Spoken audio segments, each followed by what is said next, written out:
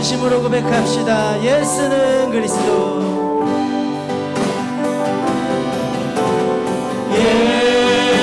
예수는 그리스도. 예수는 주. 하나님의 영으로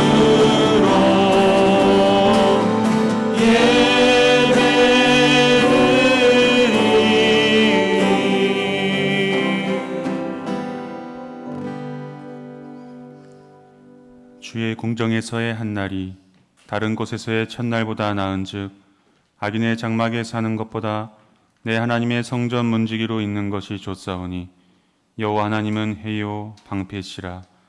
여호와께서 은혜와 영화를 주시며 정직하게 행하는 자에게 좋은 것을 아끼지 아니하실 것임이니이다.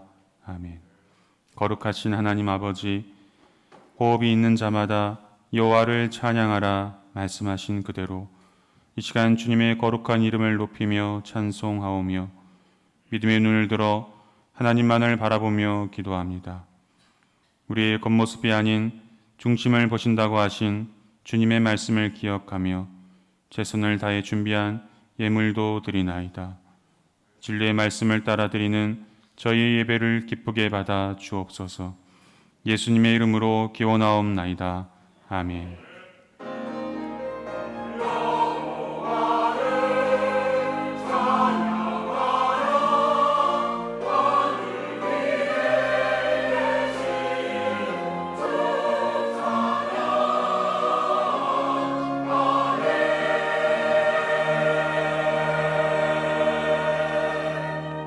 이 시간은 참회의 기도 시간입니다.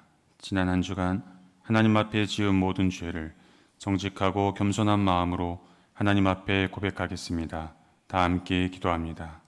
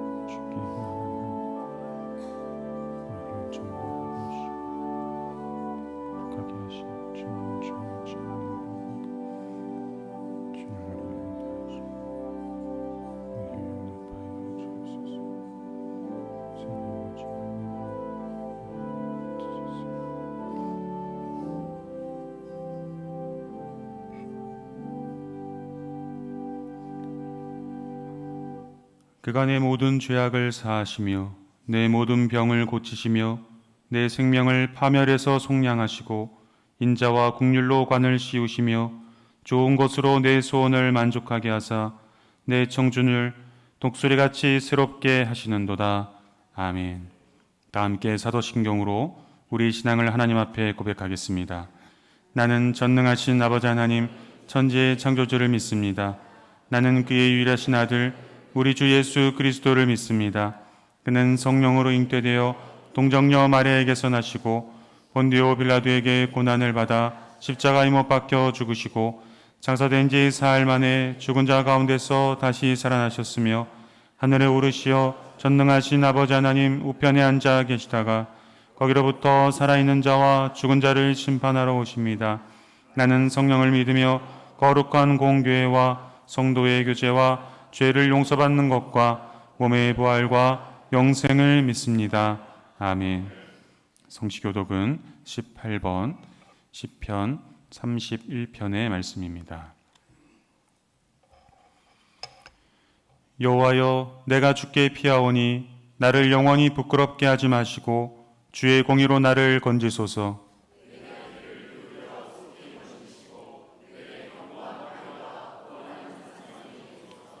주는 나의 반석과 산성이시니 그러므로 주의 이름을 생각하셔서 나를 인도하시고 지도하소서.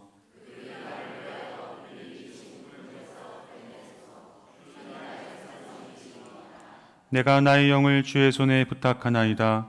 진리의 하나님 여호와여, 나를 속량하셨나이다.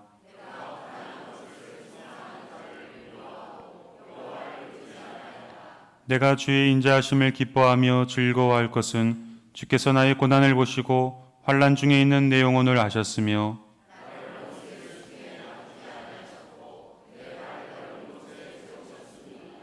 아멘. 다 자리에 앉으셔서 찬송가 9장 찬양하시겠습니다.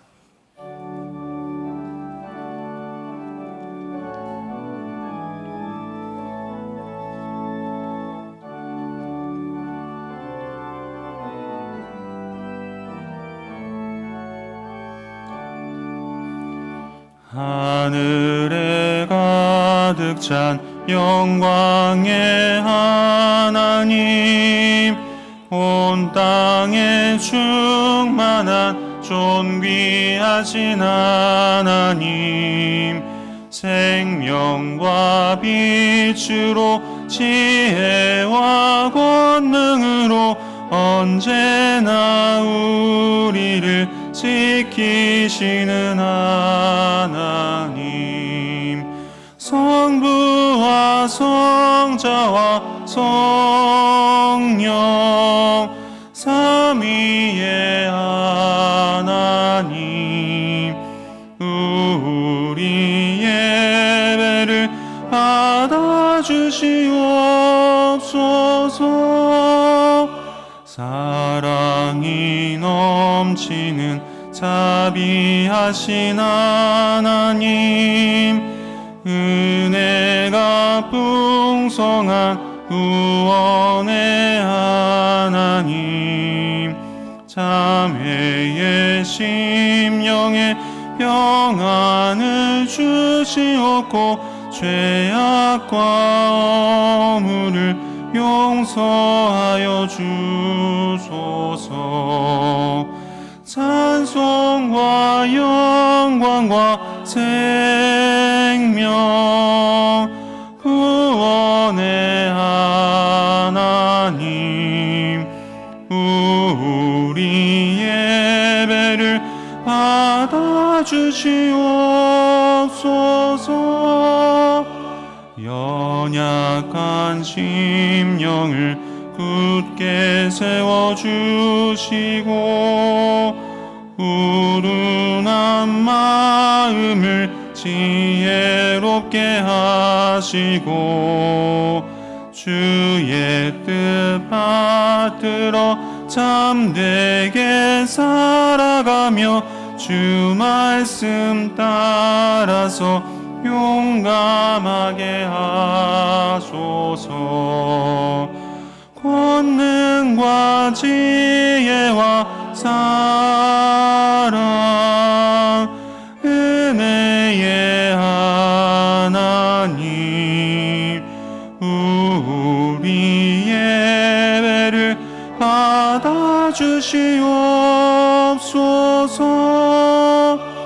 주 앞에 나올 때 우리 마음 기쁘고 그 말씀 임되어 새 희망이 솟는다.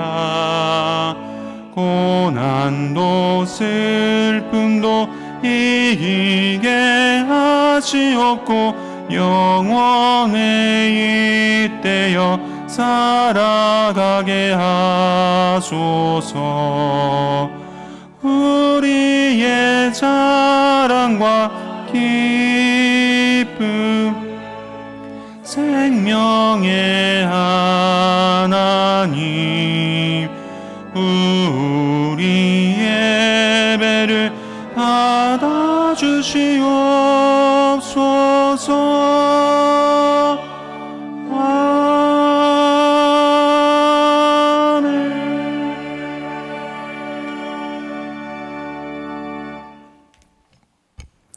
사랑이신 하나님, 세상의 많은 사람 가운데 허물 많은 우리들을 하나님의 자녀로 불러주시고 주님의 날 거룩한 성전에서 하나님을 예배드리게 하시니 감사합니다. 이 시간 모든 것 내려놓고 찬양과 경배를 드리오니 주님 홀로 영광 받으시고 주님의 선하심과 인자하심을 다시 한번 경험하는 시간이 되게 하여 주시옵소서. 우리를 도우시고 지켜주신 하나님 참 감사합니다. 이 나라 대한민국에 넘치도록 부어주셨던 풍요로움, 자격 없는 우리에게 강권적으로 허락하신 축복에 감사를 드립니다. 그러나 풍요 속에 파고들은 불평, 불만들, 배부름을 넘어선 욕심과 집착들, 공동체를 파괴하는 분열과 이기심에 갈라져 버린 이 나라의 백성을 용서하여 주시옵소서.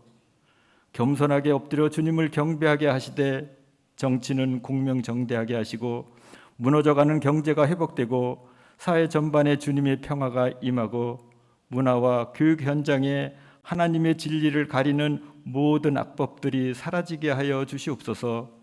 또한 이 백성을 혼미케 하는 모든 우상들, 가짜 뉴스들을 제하여 주셔서 다시금 하나님의 평강과 축복을 마음껏 누리는 대한민국이 되게 하여 주시옵소서.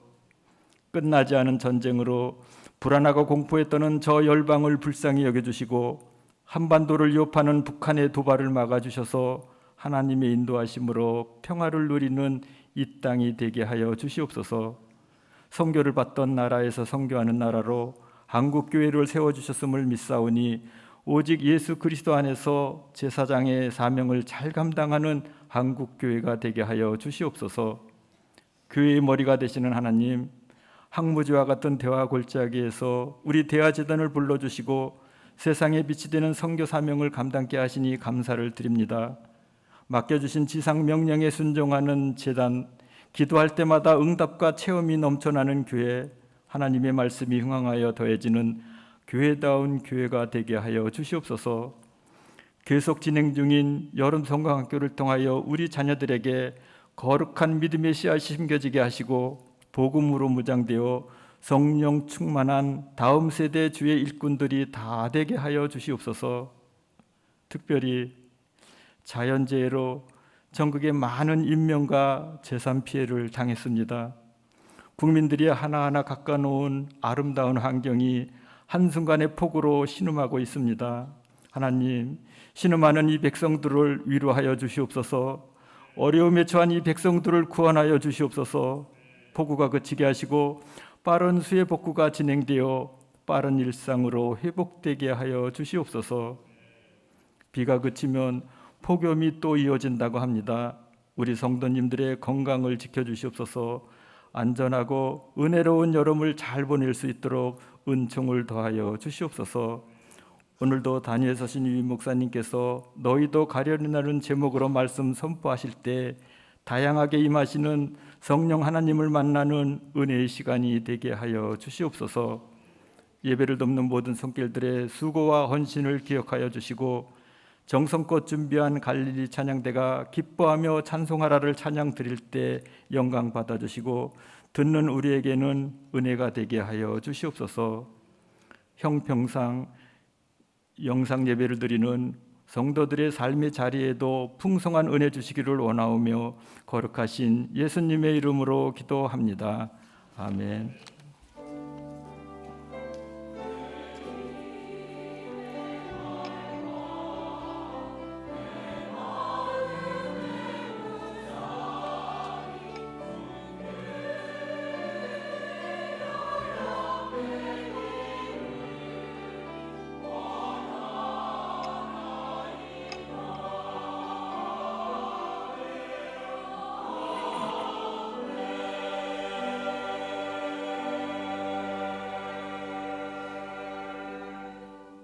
오늘 우리에게 주시는 하나님의 말씀은 요한복음 6장 60절에서 71절의 말씀입니다. 요한복음 6장 60절에서 71절의 말씀을 봉독하겠습니다. 제자 중 여럿이 듣고 말하되 이 말씀은 어렵도다 누가 들을 수 있느냐 한데 예수께서 스스로 제자들이 이 말씀에 대하여 수군거리는 줄 아시고 이르시되 이 말이 너희에게 걸림이 되느냐? 그러면 너희는 인자가 예전에 있던 곳으로 올라가는 것을 본다면 어떻게 하겠느냐? 살리는 것은 영이니 육은 무익하니라. 내가 너희에게 이런 말은 영이요 생명이라. 그러나 너희 중에 믿지 아니하는 자들이 있느니라 하시니, 이는 예수께서 믿지 않은 자들이 누구며 자기를 팔자가 누구인지 처음부터 하심이로라. 또 이르시되, 그러므로 전에 너희에게 말하기를 내 아버지께서 오게 하여 주지 아니하시면 누구든지 내게 올 수 없다 하였노라 하시니라. 그때부터 그의 제자 중에서 많은 사람이 떠나가고 다시 그와 함께 다니지 아니하더라. 예수께서 12 제자에게 이르시되 너희도 가려느냐? 시몬 베드로가 대답하되 주여, 영생의 말씀이 주께 있사오니 우리가 누구에게로 가오리이까? 우리가 주는 하나님의 거룩하신 자이신 줄 믿고 알았사옵나이다. 예수께서 대답하시되 내가 너희 12를 택하지 아니하였느냐? 그러나 너희 중에 한 사람은 마귀니라 하시니, 이 말씀은 가룟 시몬의 아들 유다를 가리키심이라.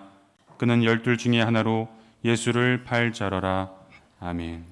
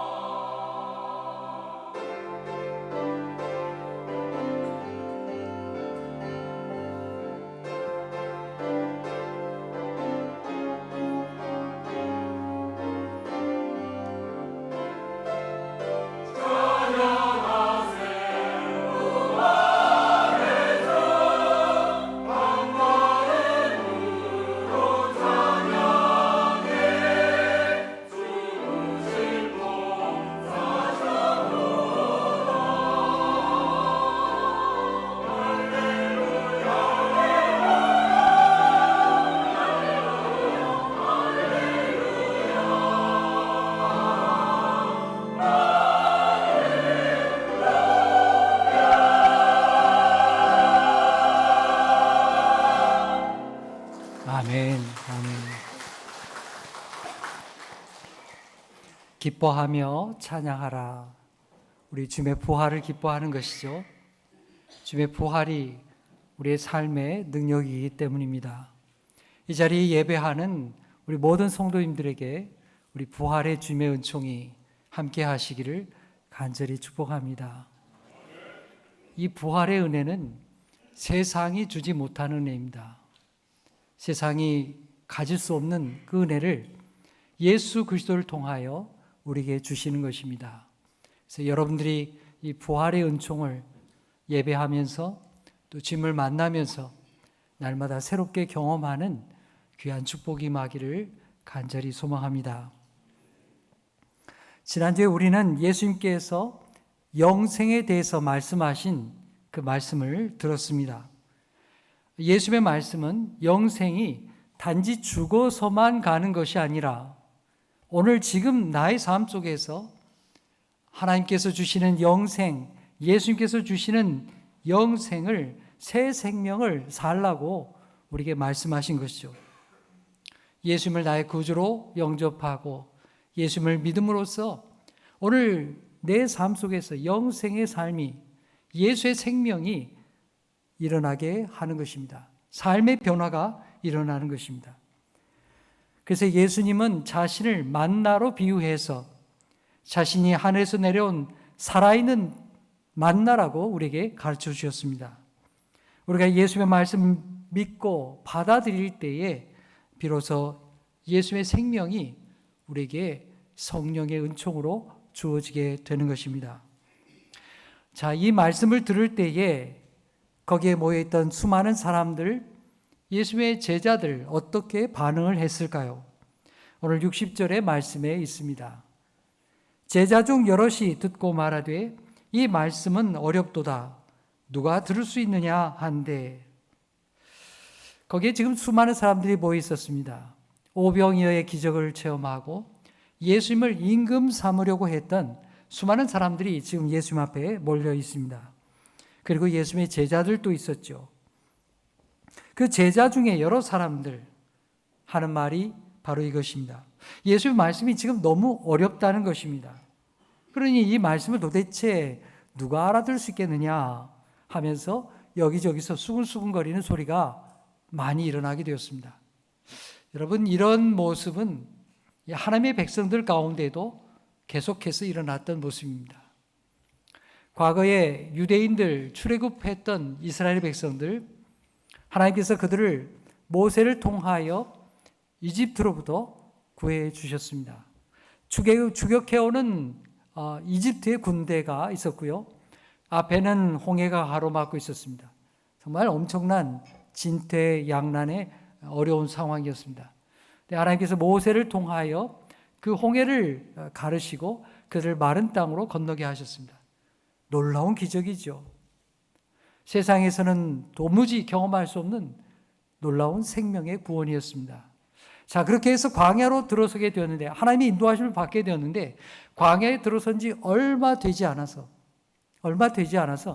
그들은 하나님을 원망하고 불평하고 모세를 원망하고 여기저기서 수근수근한 소리가 많이 일어나게 되었습니다. 야, 이거 하나님 의지하고 갔다가는 이 광야에서 다 죽겠구나. 그게 그들의 이야기였습니다. 자, 그런 이스라엘 백성들의 모습이 바로 지금 예수님 앞에서 다시 일어나게 되는 것입니다. 지금 유대인들, 또 제자들이 그렇게 여기저기서 수군거리고 불평하고 있는 것입니다. 여러분, 우리는 어떻습니까? 우리가 신앙생활 하다 보면 예수님을 따르는 것이 어렵고 또 힘들게 느껴질 때가 있습니다. 우리는 갑자기 이유를 알 수 없는 질병에 걸리기도 하고요. 또 사고를 만나기도 합니다.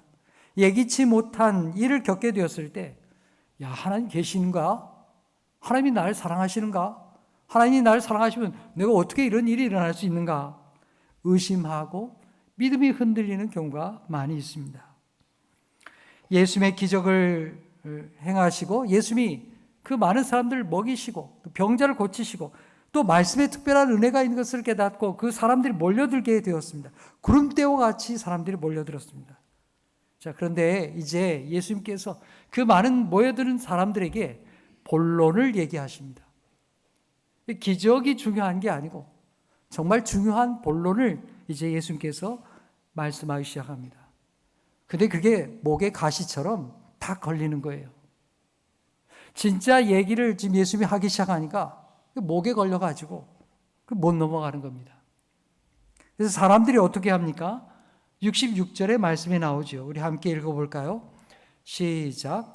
그때부터 그의 제자 중에서 많은 사람이 떠나가고 다시 그와 함께 다니지 아니하더라. 예수님을 따르겠다고 나섰던 사람들이죠. 이 말씀, 방금 전에 읽은 말씀 보니까 제자들 중에 이렇게 나옵니다. 적어도 이 사람들은 예수님을 따르겠다고 나섰던 사람들이라는 것입니다. 그런데 이 사람들이 어떻게 되었습니까? 예수님을 지금 떠나가고 있는 것입니다. 함께 다니지 않는 거예요. 여러분, 이 사람들이 왜 예수님을 따라 나섰을까요? 왜 예수님 따라왔을까요? 예수님이 하나님이 보내신 하나님의 아들이라고 믿었기 때문에 따라다녔을까요? 또 예수님이 참으로 하나님의 말씀을 바르게 가르치는구나, 그걸 알았기 때문일까요? 그게 아니었습니다. 자신들이 원하는 것을 주었기 때문에 그래요. 포도주가 떨어진 집에서 예수께서 물로 포도주를 만드시고 기적을 행하신 걸 보니까, 이야, 이 사람 정말 신기한 사람이구나. 또 병자를 고치면서, 야, 이 사람이 옆에 있으면 내가 정말 건강한 인생을 살 수 있겠구나. 이런 기적을 행하는 사람이 누가 있겠느냐. 이런 생각이 든 거죠. 또 사람들이 들판에게 몰려들게 되었을 때 예수님께서 오병이의 기적을 일으켜서 수많은 사람들을 다 먹여주셨습니다. 야, 이 사람 왕으로 삼으면 우리 먹고 사는 문제 아무 문제 없겠다. 이러면서 사람들이 구름대와 같이 몰려들게 된 것입니다. 근데 이제 예수님께서 본론을 얘기하시는 거예요. 기적이 안 중요하다는 얘기가 아니에요. 사람들 병 고치는 게 중요하지 않다는 얘기가 아닙니다. 우리 인생을 돌보시는 게 주님의 중요한 일입니다. 하지만 예수님께서 이 땅에 오신 목적을, 이제 본론을 얘기하십니다. 자신을 억지로 임금 삼으려는 사람들을 향해서 나는 생명의 떡이다. 내 살을 먹고 내 피를 마셔야 되겠다. 그래야 너희가 이 땅에서부터 참으로 영생의 삶을 산다. 라고 주님이 가르쳐 주시는 겁니다. 근데 이 말씀이 어렵거든요. 목에 탁 걸리거든요. 이 영생의 말씀이 뭔가 이해하지 못하는 거예요. 여러분, 예수님의 이 말씀은 무슨 말씀일까요? 예수님은 앞으로 장차 있게 될 십자가의 죽음에 대해서 비유로 말씀하시는 거예요. 예수님이 자기 몸을 십자가에 내어주시게 됩니다. 그리고 십자가에서 흘리게 될 예수의 피의 의미를 예수님께서 자신의 그 살과 피를 먹고 마셔라, 그렇게 지금 만나로 비유해서 또 예수님의 죽으심, 십자가의 의미를 우리에게 말씀하시는 겁니다. 내 살과 피를 통하지 않고는 너희가 하나님의 자녀가 될 수 없다고, 참된 영생을 알 수 없다고 주님이 그렇게 가르쳐 주시는 것입니다. 자, 그런데 사람들은 이 예수님의 진짜 말씀을 알아듣지 못하고, 야, 이거 예수님이 지금 엉뚱한 얘기하는 거야. 저 사람 이상한 사람 아니야? 그렇게 생각하면서 예수님을 떠나가기 시작합니다. 예수님을 따르던 엄청난 수의 사람들이 있었습니다. 근데 그 사람들이 대부분 다 떠나가 버립니다.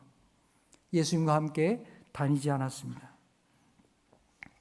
여러분, 예수님의 말씀 중에 어려운 말씀들이 많죠. 이제 우리는 이게 지금 성경 말씀에 이미 다 기록되어 있으니까 좀 읽어보면 어려운 말씀들이 참 많습니다. 내 생각과 내 본성에는 안 맞아요. 그런 말씀들이 얼마나 많습니까? 가장 쉽게 몇 가지 예를 들어볼까요? 원수를 사랑하고 그 원수를 위해서 기도해라. 이거 어떻게 원수를 사랑할 수 있습니까? 어떻게 내가 미워 죽겠는 사람을 위해서 기도할 수가 있겠습니까? 가진 것을 팔아서 가난한 자들에게 주어라. 아, 내 쓸 것도 모자라 죽겠는데 뭘 가난한 사람을 챙기란 말입니까? 자기를 부인하고 자기 십자가를 지고 나를 쫓으라. 나는 하늘에서 내려온 살리는 떡이다. 이런 말씀이 어렵지요. 어렵습니다. 많은 사람들이 이 말씀을 듣고서 예수님께서 세상에 오신 본론의 말씀을 하게 되니까 그 받아들이지 못하고 지금 떠나가기 시작하는 겁니다. 예수님과 함께 다니지 않으려는 거예요. 마치 썰물이 빠져나가듯이 수많은 사람들이, 예수님 곁에 몰려들었던 수많은 사람들이 이리저리 수군수군 하면서 쑥 빠져나가는 거예요. 여러분, 지금 우리의 신앙은 어떻습니까? 내 귀에 듣기 좋은 말씀, 그 말씀만 듣습니까? 우리도 예수님과 함께 하는 것이 불편하고 또 거추장스러울 때가 있습니까? 내가 원하는 것을 채워주실 때는 좋았는데 이제는 내 생각과 다른 말씀을 하신다면 여러분은 어떻게 하시겠습니까? 야, 예수님 그런 말씀 아니야. 떠나가시겠습니까? 오늘 67절에 예수님의 참 가슴 아픈 말씀이 기록되어 있습니다. 우리 함께 읽겠습니다. 시작. 예수께서 12 제자에게 이르시되 너희도 가려느냐? 여러분, 예수님의 말씀이 참 안타깝지요. 예수님은 자신을 떠나가는 많은 사람들을 지켜보셨습니다. 어떻게 막을 수도 없죠.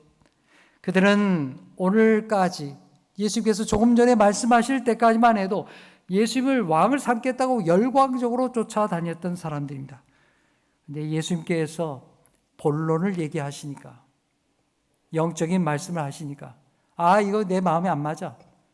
저런 사람이라면 내가 어떻게 왕으로 삼겠나? 그렇게 예수님을 외면하고 떠나버리는 것입니다. 많은 사람들이 썰물처럼 빠져나가 버렸습니다. 다 떠나갑니다. 이제 남은 것은 예수의 12 제자들 뿐입니다. 자, 예수께서 그들을 바라보시면서 말합니다. 얘들아, 너희들도 가겠느냐?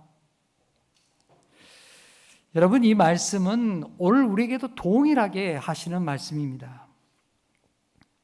벌써 한참 되었죠. 여러분, 코로나19가 일어난 지가 벌써 횟수가 벌써 5, 6년 됩니다. 코로나19, 그러니까 19년도에 발생이 돼가지고요. 우리나라는 20년도 초반부터 아주 급속도로 확산이 되었습니다. 이 코로나 대유행 이후에 많은 것이 변환되었습니다. 신앙생활도 많이 바뀌었죠.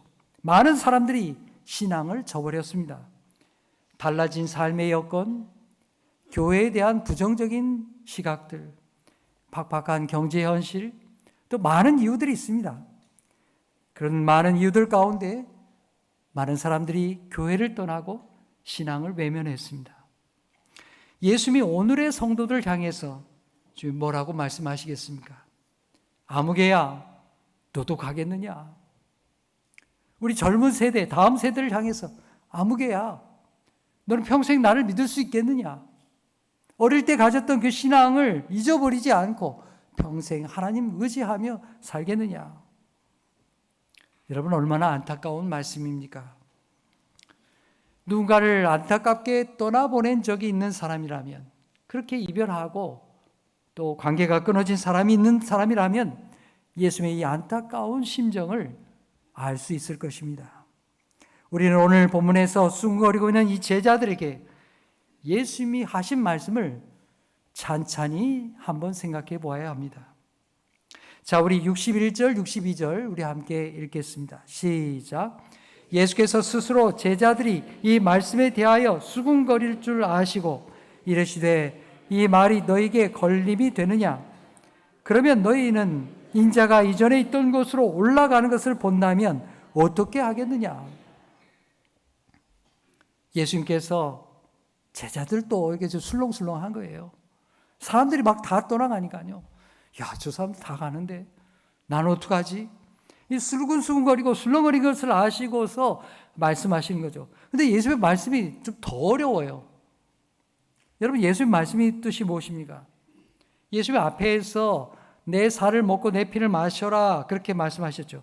이게 뭐냐 하면 앞에 말씀드린 것처럼 예수님이 하늘에서 내려온 살아있는 떡이다, 새로운 만나다 말씀하신 거고, 또한 예수님이 앞으로 장차 십자가에서 죽게 될 것이라고 하는, 우리를 위한 구원의 대속 제물이 될 것이라고 하는 그 말씀을 가리켜 말씀하는 겁니다.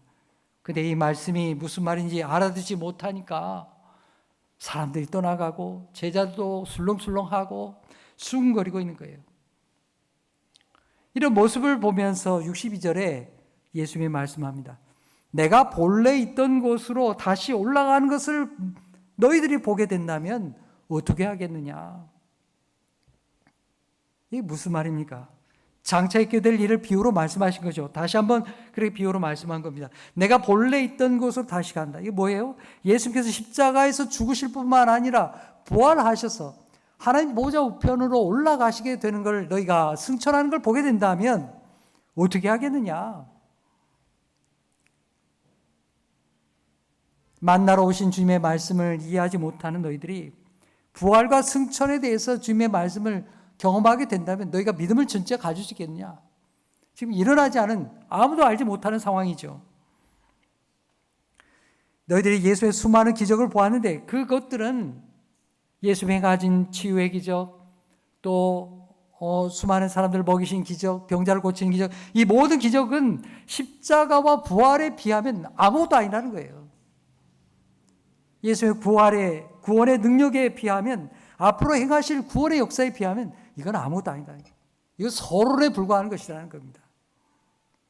앞으로 오병이의 기적을 보는 것보다 더 놀라운 일들을 너희가 보게 될 텐데, 죽으심과 부활을 보게 될 텐데, 그때 너희들이 과연 믿음을 가질 수 있겠느냐?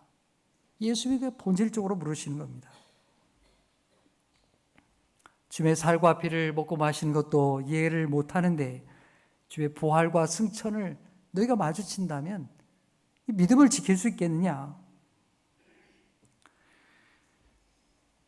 예수의 이 말씀, 내 살을 먹고 내 피를 마셔라 하는 이 말씀을 지금 떠나가는 사람들, 유대인들과 이 제자들은 어떻게 이해하고 있습니까? 문자적으로 이해하는 거예요. 야, 저 사람 자기 살을 줘가지고 나를 하여금 어떻게 먹고 마시게 하겠느냐? 저 사람 진짜 미친 거 아니야? 문자적으로 이해하는 거예요. 육체적으로 이해하는 거예요. 그들을 향해서 예수님이 다시 한번 말씀하십니다. 자, 63절 우리 읽겠습니다. 시작. 살리는 것은 영이니 육은 무익하니라. 내가 너에게 이른 말은 영이요 생명이니라. 아멘. 이 말씀도 어렵죠. 말씀이 참 어렵습니다. 얼핏 들으면 영과 육을 대조해가지고 육이 나쁘다 뭐 이렇게 얘기하는 것 같이 들려요. 육은 아무 쓸모없고 영만 중요하다 이렇게 말씀하신 것처럼 들립니다. 하지만 여러분, 우리 육체는 다 쓸모없는 것입니까? 영만 중요한 것입니까? 예수님이 지금 그런 말씀하시는 걸까요? 아닙니다. 여기 육이 무익하다 하는 말씀은 하나님이 주시는 영적인 것을 깨닫지 못하고 이해하지 못하고 육적으로만 해석하고 육신적으로 인간적으로만 해석하고 문자적으로 이해하는 것, 그건 무익하다 그런 말이에요. 여러분, 다시 말하면 예수께서 오병이어의 기적을 보여주셨잖아요. 많은 사람이 먹고 배불렀습니다. 놀라운 일이죠. 근데 그것은 1차원적인 답이에요. 야, 그거 먹고 저 사람 우리 곁에 있으면, 저 사람 왕을 삼으면 우리가 굶어 죽을 일 없겠구나. 우리 문제 다 해결되겠구나. 이거는 1차적인 얘기라는 것입니다. 이걸 단지 육체의 문제 해결해 주는 것으로만 해석하고 이해하기 때문에 거기에 너희들이 머물러 있기 때문에 진짜를 보지 못하는 것입니다. 여러분, 오병이의 기적의 목적은 그들이 먹고 배부른 것만이 목적이 아닙니다. 물론 그들이 배가 고팠죠. 예수님은 우리 육체를 중요하게 여기십니다. 먹을 걸 주시고 그들을 입혀주셨습니다. 근데 그걸 넘어서서 더 중요한 이야기는 뭐냐? 기적을 통해서 예수님이 하나님의 아들이시구나. 아, 저분이 하나님께서 보내신 메시아구나. 주님이 우리를 살게 하시는 생명의 떡이구나. 여기까지 가야 된다는 거예요. 하나님과 연결되어서 예수님의 말씀의 뜻을 깨닫고 성령의 음성을 들어야 예수님을 바로 만날 수 있게 된다는 사실입니다. 여러분, 우리가 믿는 예수님은 어떤 분이십니까? 육신으로 오셨죠. 요한복음 1장 초반에 말씀하셨습니다. 말씀이 육신이 되어서 오셨다고 했어요. 인간의 몸을 입고 오셨습니다. 인간을 가까이서 만나고 우리로 하여금 보고 경험할 수 있게 하시려고 인간으로 오셨습니다. 다만 그러나 인간으로만 오신 게 아닙니다. 하나님의 영, 성령으로 더불어 오셨어요. 성령과 함께 오셨어요. 여러분, 우리 육신에 하나님의 영이 함께 하실 때 비로소 우리는 하나님의 사람으로 살아갈 수 있는 것입니다. 그래서 영적인 것을 알지 못하고 문자적으로 육체적으로만 해석을 하고 기적을 그렇게만 해석을 하니까 그건 오히려 독이 되는 것입니다. 잘 되는 것이 오히려 독이 될 수가 있습니다. 기적을 체험했던 사람들 중에 신앙 잃어버린 사람들도 많아요. 야, 그거 경험했을 때 신비하죠. 놀라운 기적이 일어났습니다. 또 자기가 그토록 기도했는데 기도의 응답이 일어났어요. 놀라운 일이죠. 그 은혜를 체험했는데 거기에만 몰두하니까 하나님이 나에게 왜 이런 응답을 주셨지? 나에게 이런 은혜를 왜 주시지? 주님이 나의 생명의 구원자시구나. 여기까지 가지 못하니까 오히려 그게 독이 되고 마는 거예요. 1차적으로 해석하니까 겉으로 봤을 때 굉장하죠. 그런데 영적으로 봤을 때는 무익하게 되고 만 것입니다. 예수의 말씀이 바로 그것이에요. 육은 무익하니라. 우리 육체가 아무 쓸모없다 이 얘기를 하는 게 아니에요. 예수의 말씀을 문자적으로 이해하고 육신의 유익만을 위해서 예수를 이용하려고 들고 그 자체가 우리에게 무익하게 되고 만다 하는 것입니다.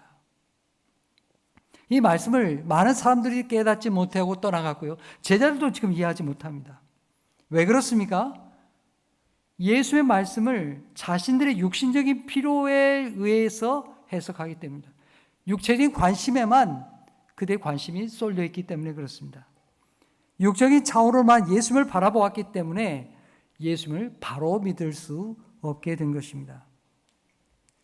여러분, 우리가 예수를 바로 믿을 수 있는 것은 인간의 지식이나 정보나 철학이나 이런 거가 아닙니다. 성령 하나님을 통해서 하나님이 우리에게 예수 그리스도를 왜 보내주셨는가를 알 때 바로 믿을 수가 있게 되는 것입니다. 그래서 예수님이 말씀하잖아요.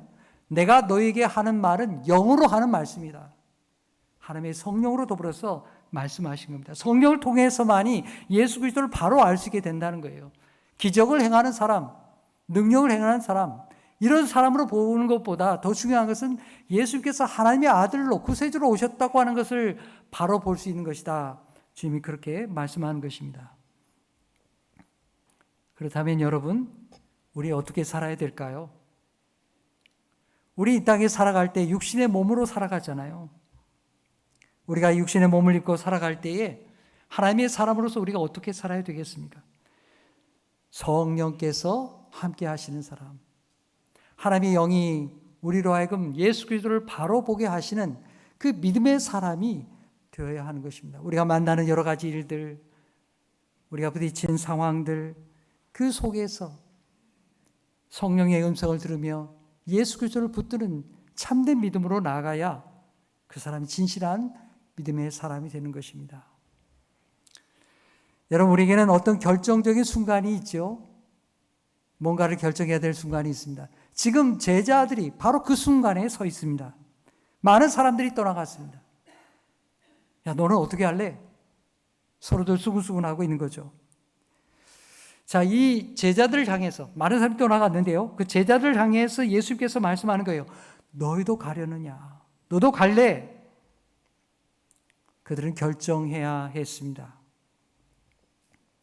오늘 본문에는 두 가지의 결정, 두 가지의 길을 우리에게 얘기합니다. 하나는 베드로가 선택한 길이고 또 하나는 반대의 길입니다. 자, 베드로가 대답하죠. 어떻게 대답합니까? 68절 말씀 읽겠습니다. 시작. 시몬 베드로가 대답하되 주여 영생의 말씀이 주께 있사오니 우리가 누구에게로 가오리까? 정말 놀라운 고백입니다. 주님, 영생의 말씀이신 주님이 우리에게 있는데 내가 어딜 가겠습니까?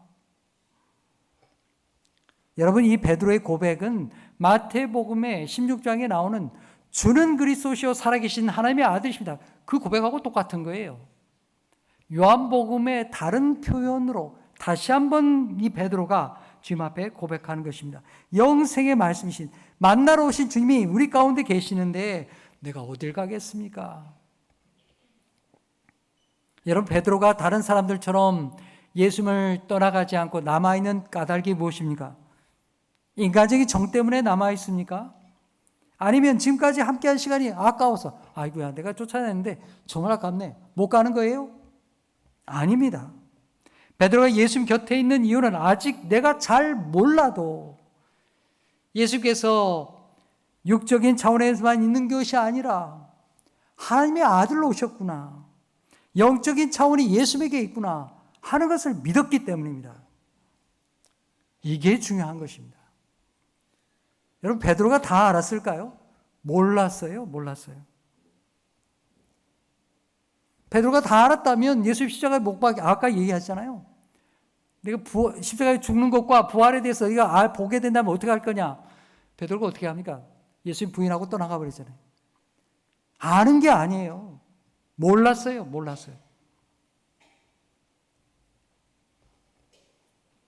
베드로가 다 이해하지 못했습니다. 예수님 말씀하신 거 지금 모르는 거예요. 여러분, 하지만 베드로는 분명한 신뢰가 있었습니다. 예수님에 대한 확고한 믿음이 있었습니다. 내가 지금 다 이해하지 못해도 예수님이야말로 하나님이 보내신 자구나. 이것만큼은 나에게 있어서 흔들리지 않은 믿음이 베드로에게 있었다는 사실입니다. 여러분, 이게 중요한 것입니다. 여러분, 우리가 신앙생활을 하면서 다 압니까? 다 이해가 되십니까? 다 해석이 되십니까? 아니에요. 모르는 때가 더 많습니다. 성경에 어려운 말씀들이 얼마나 많습니까? 목사님, 저도 잘 몰라요. 주석서를 보고 말씀을 연구하고 그래도 잘 모르는 말씀들이 허다해요. 우리가 해석할 수 없는 우리 현실이 있잖아요. 우리의 상황들이 있잖아요. 우리가 마주친 현실 속에서 야, 하나님 왜 이렇게 하셨을까? 해석하지 못하는 일들이 얼마나 많습니까? 그럴 때 우리가 어떻게 해야 되겠습니까? 육체적으로 이해 안 되니까, 내 마음에 안 드니까, 에이, 이거 안 믿으면 될 거 아니야? 그럼 떠나가면 되겠습니까? 아닙니다.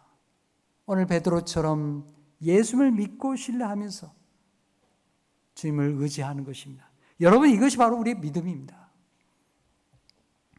69절에 베드로가 대답합니다. 함께 읽겠습니다. 시작. 우리가 주는 하나님의 거룩하신 자이신 줄 믿고 알았사옵나이다. 나는 우리 예수님이 하나님의 거룩하신 자인 줄. 이 말을 바꿔볼까요? 이 말은 예수님이 하나님이 보내신 하나님의 아들이신 줄 나는 믿고 있습니다. 내가 지금 예수님이 하실 말씀 다 못 알아들어도, 내 인생에 해석이 잘 안 돼도 예수님이 하나님이 보내신 아들인 것만큼은 내가 지금 틀림없이 믿고 있습니다. 이것이 베드로의 고백입니다.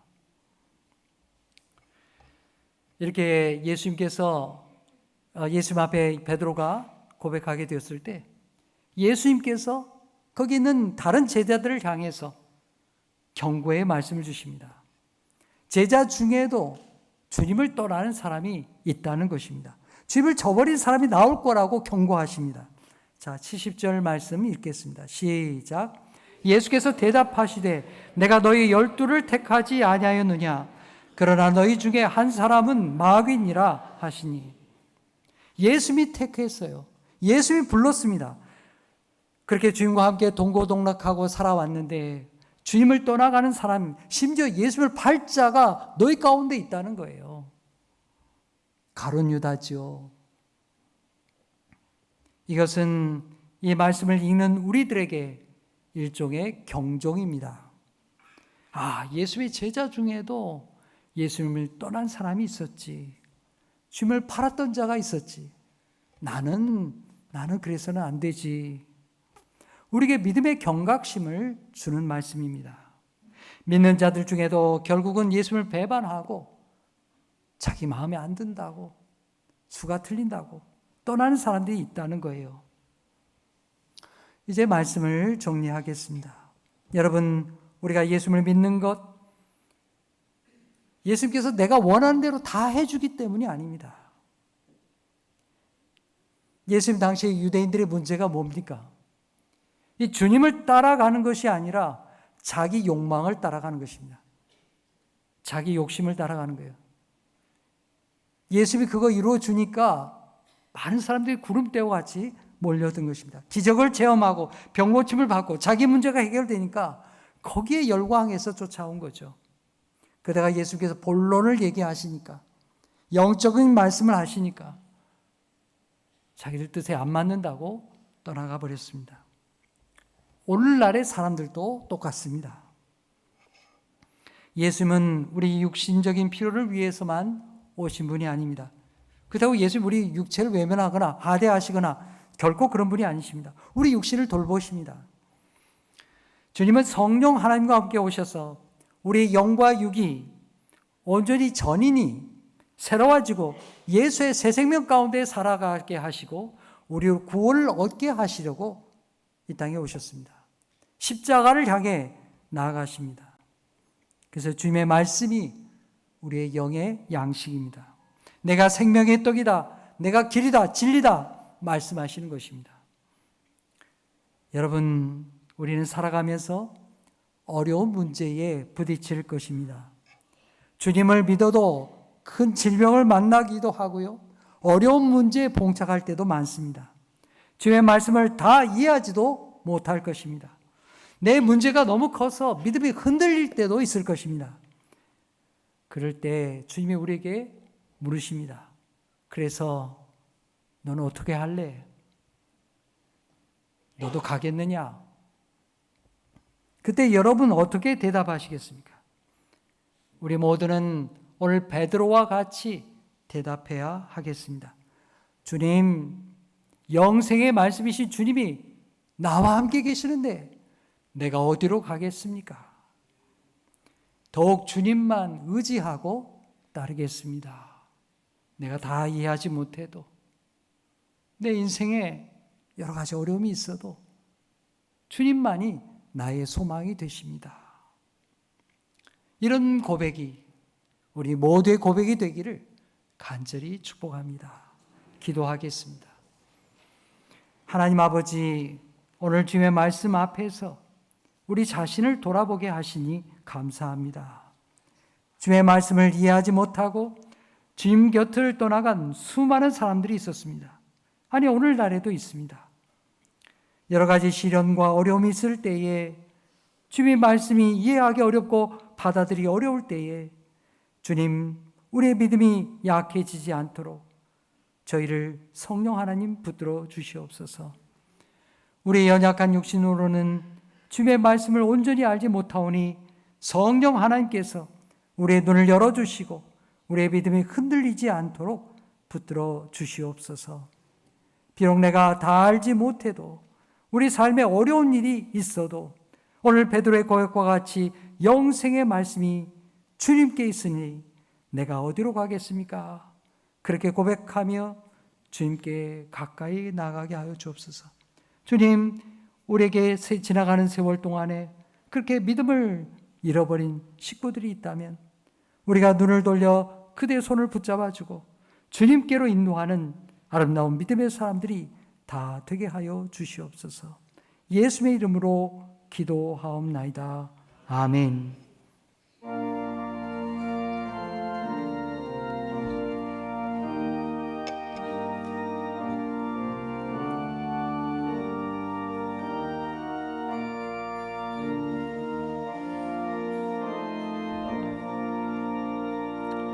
누가 주를 따라 섬기려는가?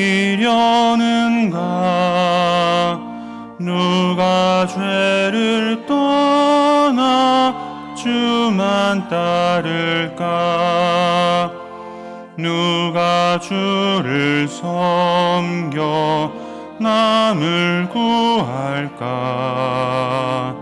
누가 주의 뒤를 따라가려나? 부르심을 받아 주의 은혜로 주를 따라가네. 주만 따르네. 세상 영광 위에 따름 아니요. 크신 사랑이네. 주만 따르고 주가 내려주신 은혜 힘입어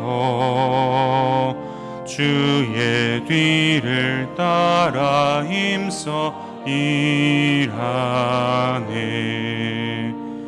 부르심을 받아 주의 은혜로 주를 따라가네. 주만 따르네. 환난 핍박 많고 원수 강하나 주의 용사 더욱 힘이 강하니. 누가 능히 이겨 넘어뜨리랴. 변함없는 진리 승리하리라. 기쁜 찬송하며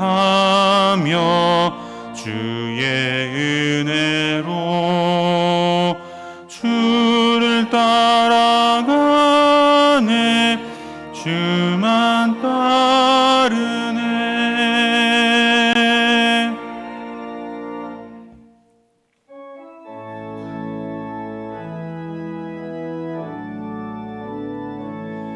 모든 감사 하나님께,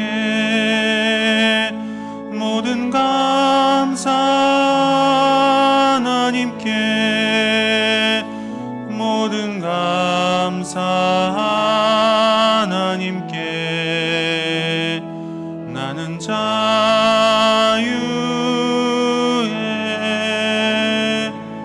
모든 영광 하나님께, 모든 영광 하나님께,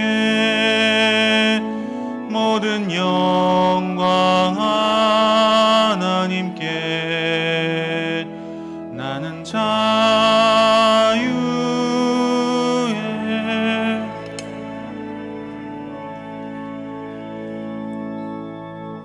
하나님 아버지, 저희를 하나님의 자녀로 부르셔서 이렇게 주님 앞에 나와 예배하고 하나님의 말씀을 듣게 하시니 감사합니다.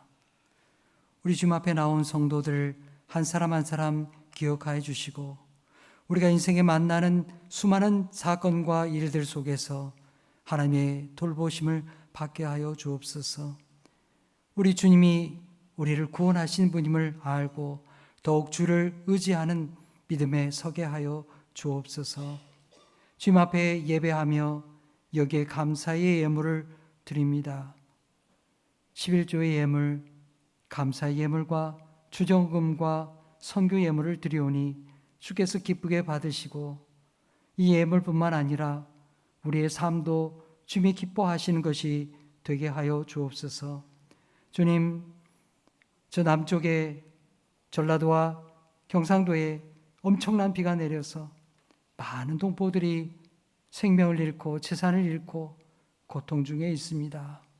주님, 불쌍히 여겨주시고 주님, 저들의 소망을 잃지 않도록 저희들을 인도하여 주시옵소서. 주님, 우리 믿음의 식구들의 가정들, 연결될 가정들이 어려움 당하지 않는지 주님께서 살펴주시고 위로와 소망을 덧입혀 주옵소서. 여기 드려진 예물과 우리 기도를 주님 앞에 바치옵고 예수의 이름으로 기도하옵나이다. 아멘.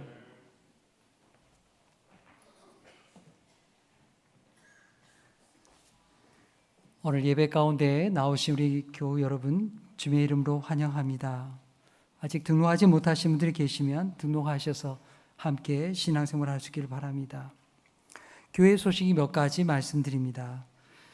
위원회 모임 주보 참고해 주시고요. 선교회 모임들 있습니다. 주보에 빠진 게 있는데요. 일남 선교회 또 이남 선교회 모임이 있습니다. 기억하시고 참여해 주시고요.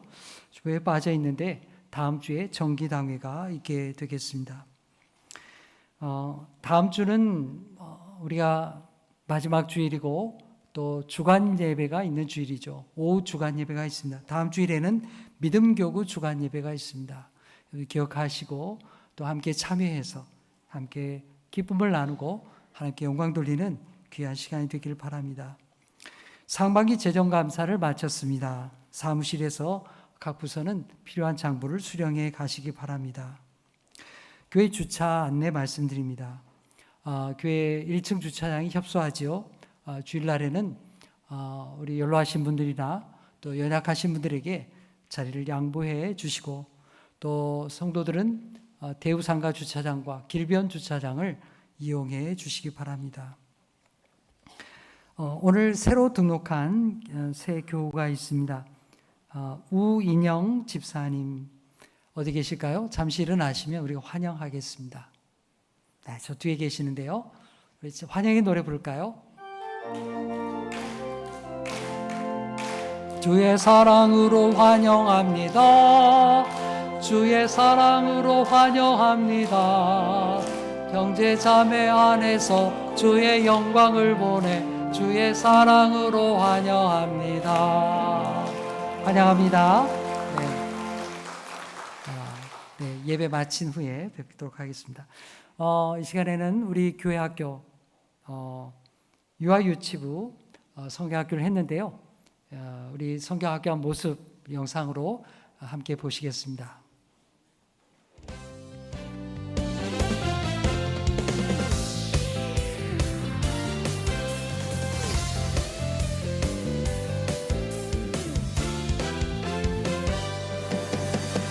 하나님 말씀하셨죠. 마른 뼈가 살아나듯 살아나게 될 거야. 두 손 아멘 아멘. 그날을 기다렸어요. 예수님 내게 오셔서 하나님의 나라를 알려주셨죠.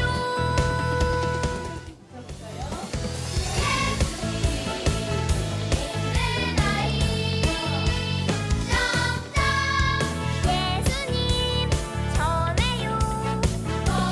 서로 사랑해요. 예수님 내 나이 점점 온 세상 아름답게 함께 만들어 가요. I am a Christian. 잘한다 잘한다 빠르게 더 빠르게 점프 와 너무 빨라 와 이렇게 빠르다니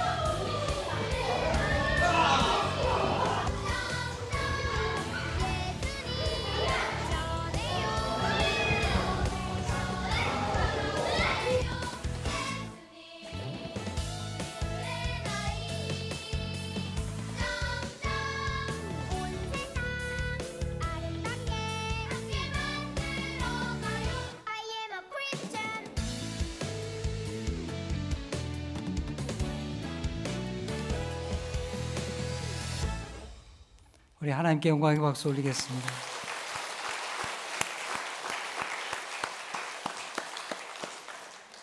저 영상을 몇 번 봤는데요. 너무 귀엽고 귀하고 그렇습니다. 여러분들 기쁘시죠?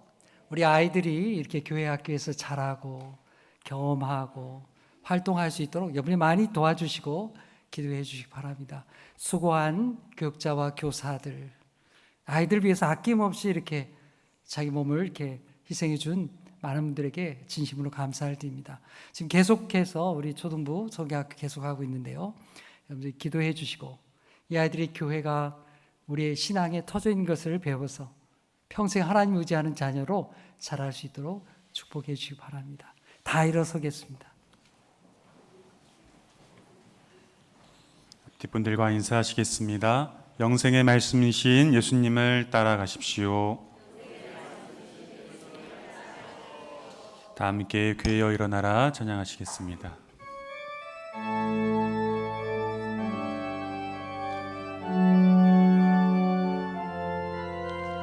교회여 일어나라 주께서 부르시니 두려움과 실패 내려놓고 교회여 일어나라 교회여 일어나라 주께서 보내시니 우릴 부르신 삶의 자리에서 교회여 일어나라 우린 세상의 빛 하나님의 편지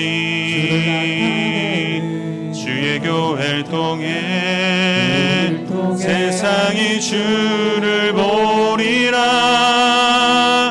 일어나라 아버지 사랑으로, 아버지 능력으로 서로 하나 되어 그 빛을 비추라.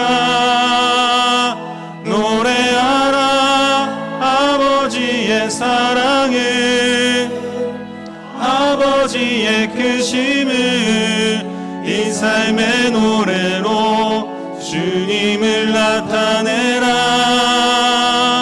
일어나라 아버지 사랑으로, 아버지 능력으로 서로 하나 되어 그 빛을 비추라.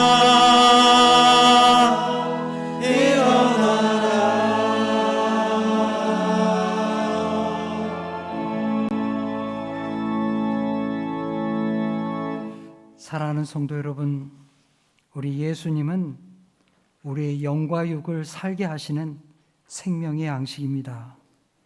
우리가 다 이해하지 않아도, 어려운 일을 만나도 주님은 우리의 구원자가 되십니다. 일평생 주님만 따라가는 하나님의 사람들이 되십시오. 이제는 우리 구주 예수 그리스도의 은혜와 하나님 아버지의 무한하신 사랑하심과 성령님의 감화, 감동, 교통하심이 오늘 말씀 듣고 삶의 자리로 나아가는 우리 모든 성도들 머리 위에 이제로부터 영원토록 계시옵기를 간절히 축원하옵나이다. 아멘.